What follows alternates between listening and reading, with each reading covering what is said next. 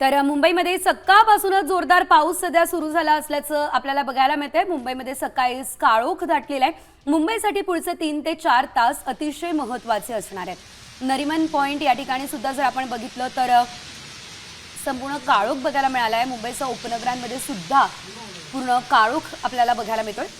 एकंदरीत जर बघितलं तर साधारणतः आणखी पुढे 3 ते 4 तास पाऊस असाच कायम राहण्याचा अंदाज आहे।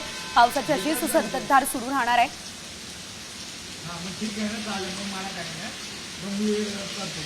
या संदर्भात अधिकचा आढावा आमचे प्रतिनिधी गणेश कवडेंनी घेतलेला आहे, बघूया। मुंबईमध्ये रात्रीपासून मुसळधार पावसाला सुरुवात झालेली आहे आणि आता देखील पावसाचा जोर आहे तो वाढलेला पाहायला मिळतोय।